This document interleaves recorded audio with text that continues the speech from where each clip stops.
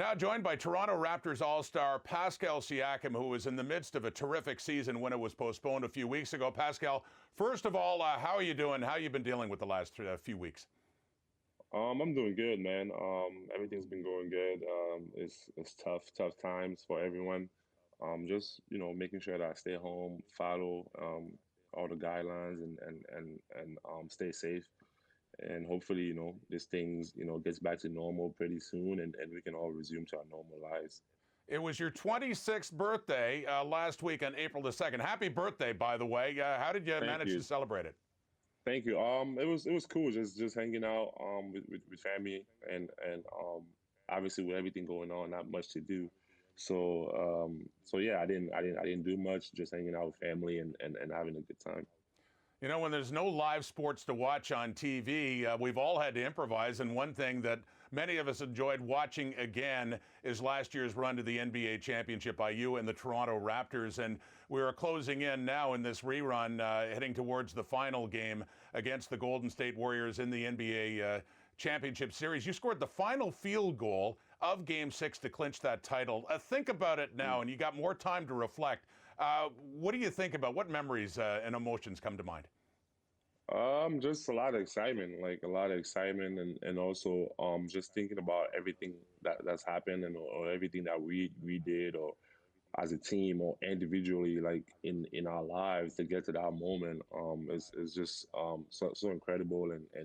And when you think about it, man, like everything that we did for the city and it was an incredible moment just thinking about it. And I'm always excited watching those highlights or those games, just because you can definitely see what you were thinking, and then now knowing the outcome, you look at it a little differently. I was going to ask you, have you been watching? Well, like I've watched some of the old games and stuff. I haven't really watched the playoffs, but I've watched some of my old games for sure.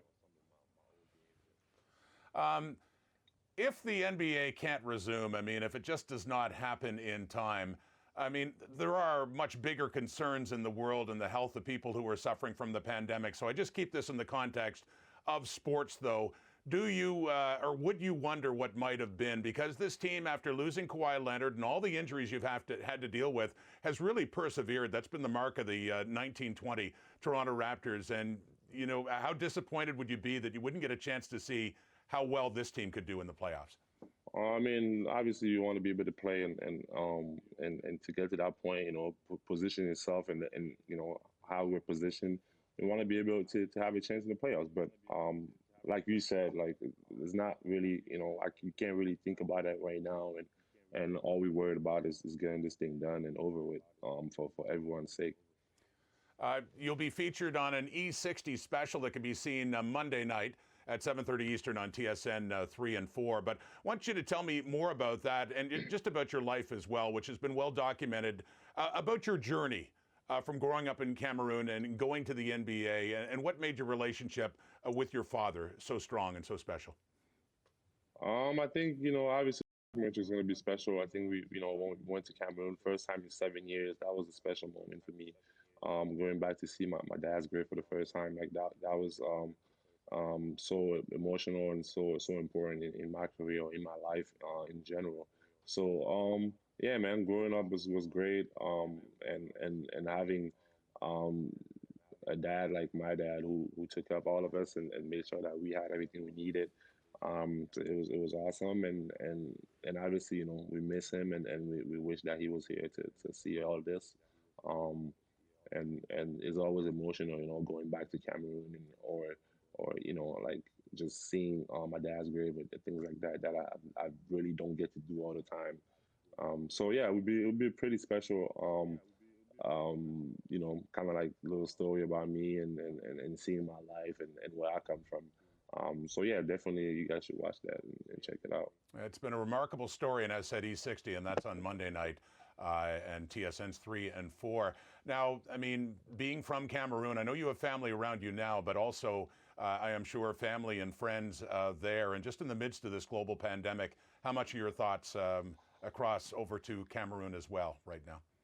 Yeah, man, it's definitely tough on obviously being from Cameroon and knowing what the conditions of living are like and with something like that that's based on like being clean and washing your hands and doing all those little things. Um, and I know that things like water and different things like that could be definitely tough in where I'm from.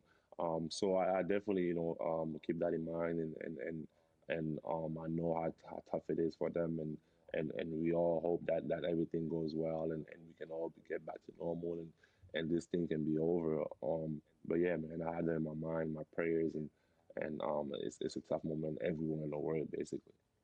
Well put, and to your point, I mean, to keep this all in perspective from those of us that aren't suffering nearly as much as others during this pandemic, it is a very relative thing. What, though, in a lighter sense for you right now, aside from basketball, of course, what are you missing in self-isolation? I mean, just like I think for me, basketball is literally everything. To be honest, like that's what we do every single day. Wake up, go to practice, do all that. So like, if you take basketball out, I don't know, maybe my teammates, just being around them, like having to do the things that I usually do, like be on the road trip, like with the teammates, like that. You kind of take those moments for granted, but it is definitely so exciting. And when you think about it, that you can't have that, like that's something that I really miss. Toronto Raptors All-Star Pascal Siakam, thank you very much for your time, and stay safe. Yep, appreciate it. You too.